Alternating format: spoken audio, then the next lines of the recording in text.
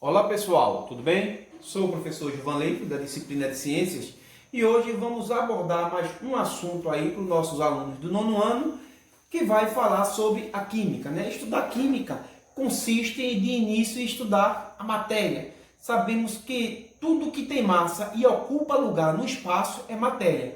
Agora, como surgiu a matéria, né? Qual a sua constituição? E esse é um do tema abordado no estudo de hoje. Então, antes de falar aí de Tales de Mileto, eu quero dizer para vocês que existiam muitas maneiras de explicar os eventos naturais. Algumas delas são baseadas em teorias, observações e experimentações científicas, outras em crenças religiosas. No ensino das ciências, o foco das explicações encontra-se nos conhecimentos das ciências naturais, nas quais não se utilizam as explicações religiosas que são próprias de outros domínios do conhecimento humano. Então, a primeira tentativa de entender os fenômenos naturais desvinculados da religião foi usada para explicar a constituição da matéria. Dessa forma, os filósofos gregos eles tentavam buscar essa explicação. E aí, Tales de Mileto, né, ele viveu há mais de 500 anos antes de Cristo. Ele tentou explicar a constituição da matéria dizendo que a matéria era formada por água. Já Arquimedes, ele disse que a matéria era constituída por ar. E Heráclito afirmou que a matéria era constituída por fogo.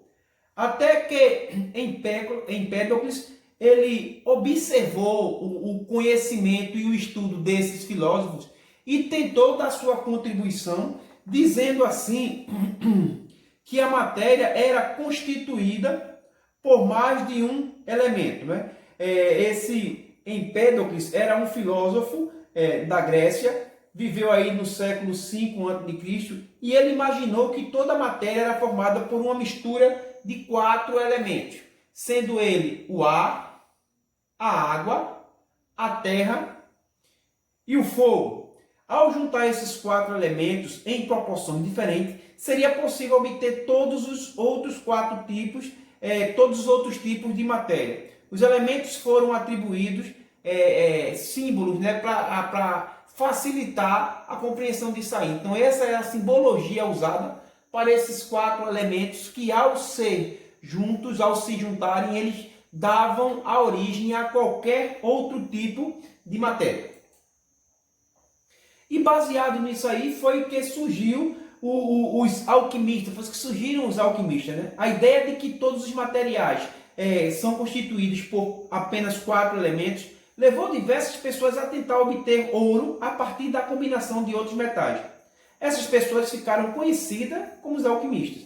A partir das ideias de Empédocles de que o chumbo e o ouro, como toda matéria, seria formada por fogo, ar, terra e água, não seria possível ajustar as proporções das substâncias formadoras desses metais.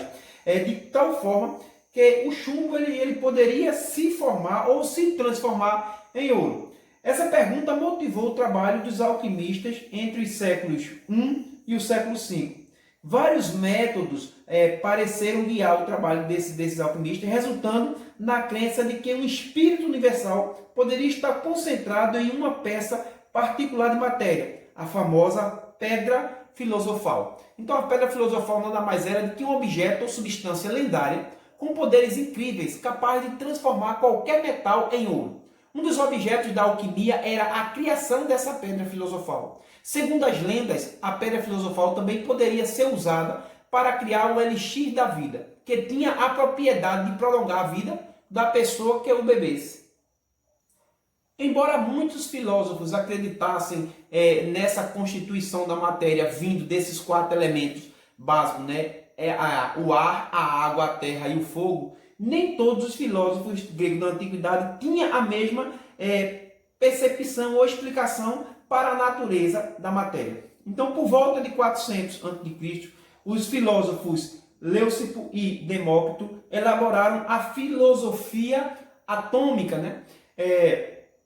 Segundo a qual toda matéria seria constituída de pequenas partículas denominadas de átomo, que seria aí a porção limite da divisibilidade da matéria. Então, o átomo seria uma partícula indivisível. Segundo Demócrito, toda a matéria poderia ser quebrada em partículas cada vez menor, até chegar aí no seu limite de divisibilidade, o qual ele chamou de átomo. Então, por volta do século XVIII, um cientista chamado Antônio Laurent de Lavoisier inseriu o uso da balança nas pesquisas químicas.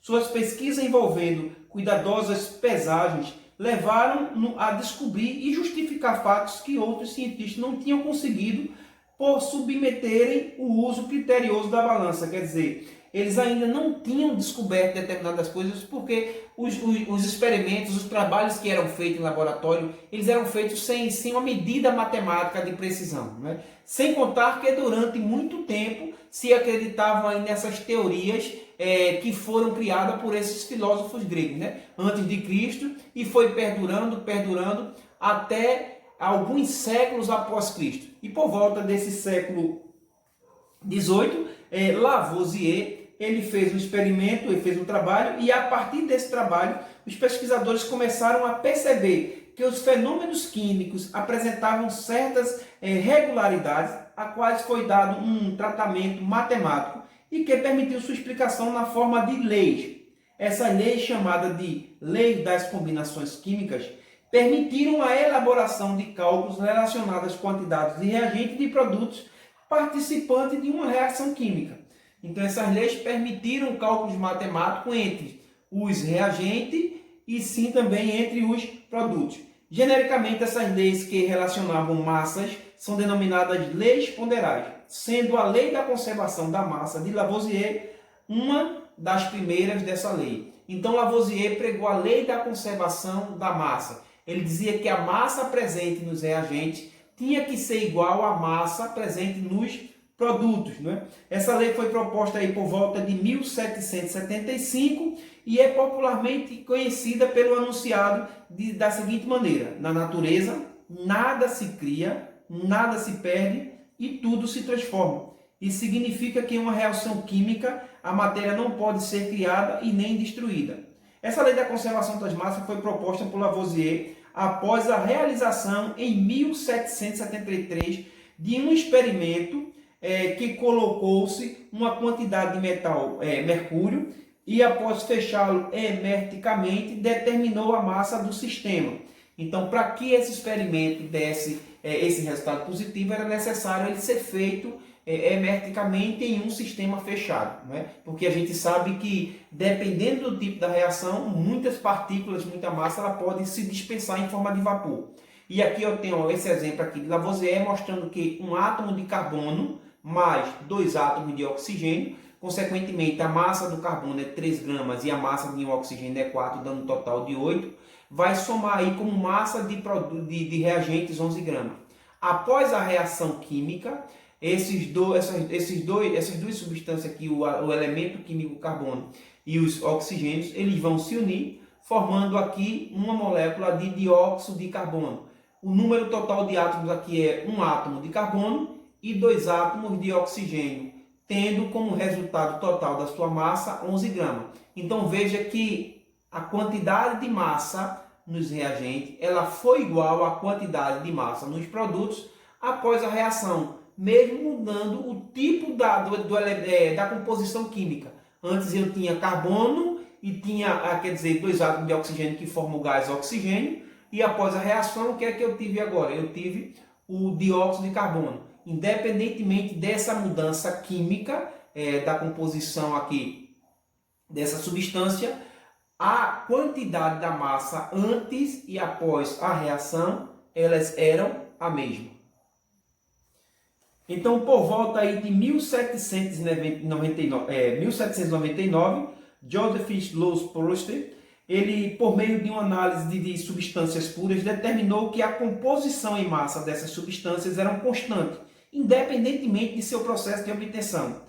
Experimentalmente, para a obtenção de água a partir de gás hidrogênio e gás oxigênio, foram realizados 2 experimentos cujos valores numéricos dessas massas do reagente e dos produtos eles eram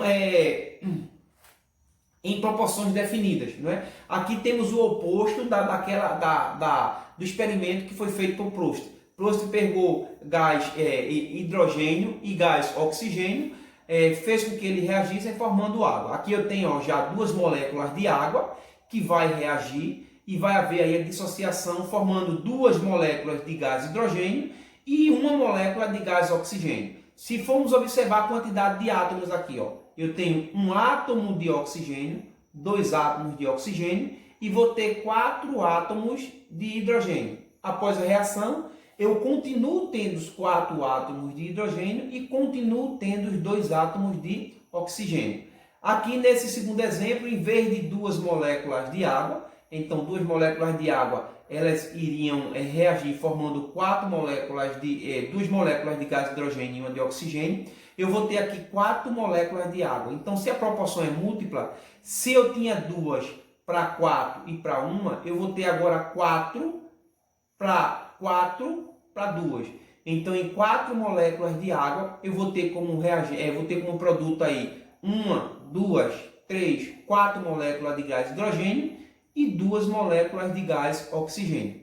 A proporção se mantém constante, mesmo que as quantidades de reagente e produtos sejam alterados, né? Veja que a quantidade de reagente e produto alterou, mas a proporção vai ser a mesma, né? Então, o que é que eu tenho aqui? Eu tenho 2 para 1. Multiplicando 2 vezes 2, eu tenho 4. 2 vezes 2, 4. E 2 vezes 1, 2. Então, agora eu tenho 4 para 1. Isso implica dizer que se eu tivesse aqui, ó, mais 2 moléculas de água, eu teria 6 para quanto? Então, aumentaria aqui mais 4 moléculas de gás hidrogênio e mais 2 moléculas de gás oxigênio. Então, sempre que eu aumentasse aqui, eu tenho que aumentar nas mesmas proporções os meus produtos, levando-se em consideração o número de moléculas que vão reagir, né? Aquela velha, como a gente pode dizer, é aquela velha receitinha de bolo. Se para fazer 1 quilo de bolo eu uso meio quilo de farinha de trigo, 4 ovos e uma manteiga, para fazer 2 kg de bolo eu terei que usar o dobro. Eu teria agora que usar 1 kg de farinha de trigo, 8 ovos e 2 manteigas. Isso aí é o que diz a lei das proporções definidas de Proust. E aqui eu tenho uma imagem mostrando as duas leis ponderais. As leis da conservação da massa e a lei da proporção indefinida. A lei de conservação da massa é a lei de Lavoisier e a lei da proporção indefinida é a lei de Proust, né? Na lei da conservação da massa, a quantidade de massa que eu vou ter nos reagentes será igual à quantidade de massa que eu vou ter nos produtos. Então, a quantidade de massa antes de reagir será igual à quantidade de massa após a reação, quando esse experimento ele é feito em ambiente fechado. E nas leis das proporções definidas, eu vou ter sempre aquela mesma proporção. Enquanto aqui eu tenho 2 moléculas de água para formar 2 moléculas de gás hidrogênio e uma de oxigênio, agora aqui eu vou ter 4 moléculas de água para formar 4 moléculas de gás hidrogênio e 2 moléculas de gás oxigênio, né? Isso aí em forma de proporção.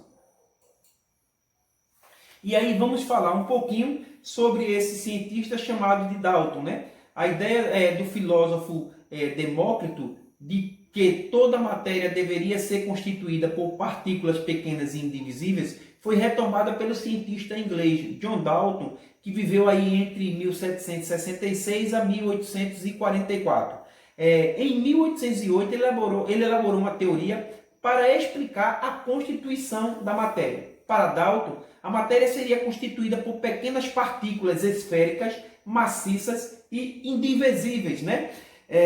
Que poderiam ser representadas por modelos, como os ilustrados aqui, ó. Aqui eu tenho um modelo de fragmento de uma matéria formada por essas partículas maciças e indivisíveis, da qual o Dalton também chamou de átomo, né? Lembrando assim para ele, uma bola de bilhar. Ficou até conhecido o modelo atômico de Dalton pelo modelo de bola de bilhar, porque lembra uma bola de sinuca, maciça e assim indivisível. Aqui eu tenho o agrupamento dessas bolinhas, né, formando a molécula. Aqui eu tenho copinho simbolizando aí a água, e aqui eu tenho as moléculas da água, dizendo que essa substância ela é formada pelo agrupamento desses átomos que vão constituir assim essa substância chamada de água.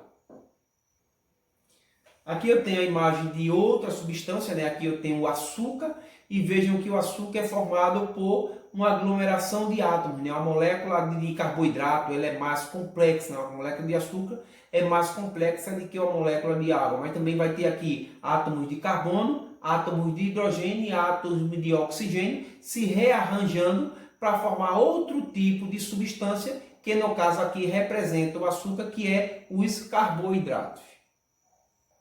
Então, outra imagem mais simples, a molécula de água formada por a união de 3 átomos, sendo 2 átomos de hidrogênio e 1 átomo de oxigênio.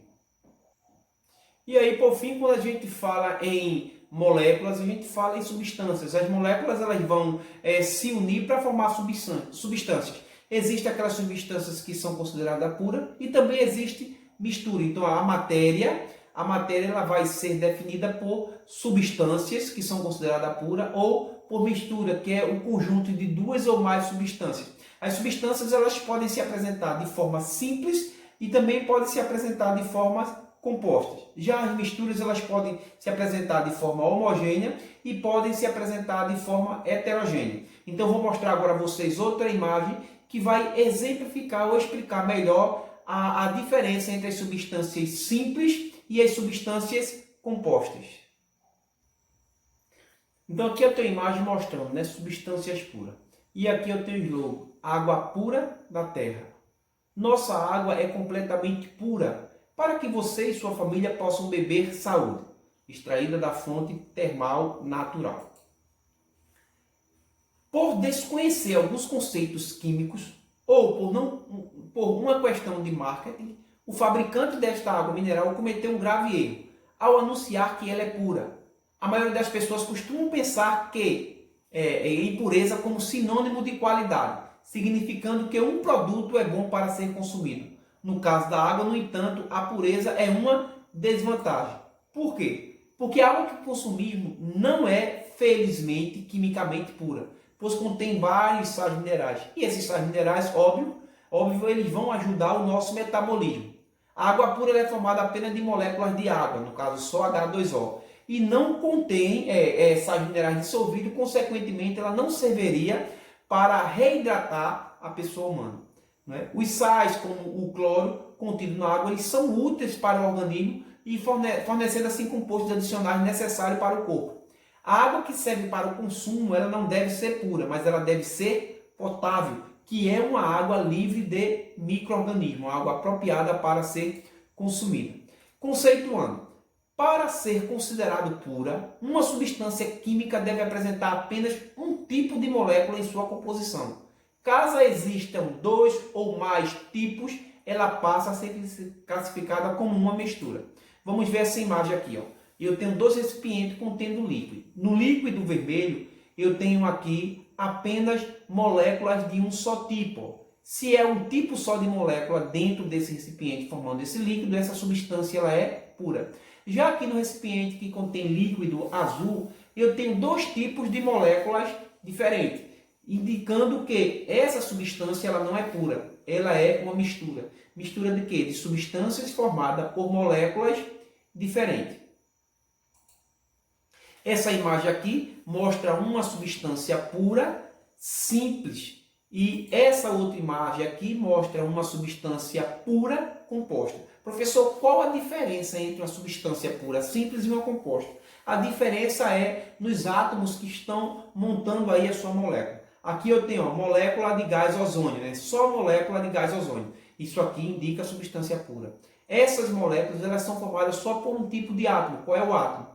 O átomo de oxigênio. Já nessa imagem aqui eu tenho só molécula de dióxido de nitrogênio. Ok, é uma substância pura. Porém, o dióxido de nitrogênio ele é formado por átomos de nitrogênio e átomos de oxigênio. Numa molécula de dióxido de nitrogênio eu vou ter um átomo de nitrogênio e 2 átomos de oxigênio, fazendo com que essa substância ela se torne composta por ter diferentes tipos de átomo, compondo assim a sua molécula. Então, para finalizar aí o nosso conhecimento, nosso entendimento, substâncias puras são aquelas substâncias que apresentam um só tipo de molécula na sua composição. Ela é simples quando ela apresenta na sua molécula só um tipo de átomo. E ela é composta quando ela é formada por dois ou mais tipos de átomo. As misturas vão ser estudadas na próxima aula, então vamos deixar isso aqui para a próxima aula. Eu quero tão somente agradecer a vocês pela paciência de ter assistido aí a esse vídeo. Lembrando a vocês que existe aí uma atividade na página 104 e 105, né, do capítulo 7. Resolvam essas questões, se tiverem dúvida, façam anotações, porque na nossa aula vamos estar revisando esse conteúdo e, consequentemente, tirando as dúvidas das questões que não conseguirem ser respondidas por vocês, tá ok? Tchau, um abraço forte, um cheiro no coração de cada um.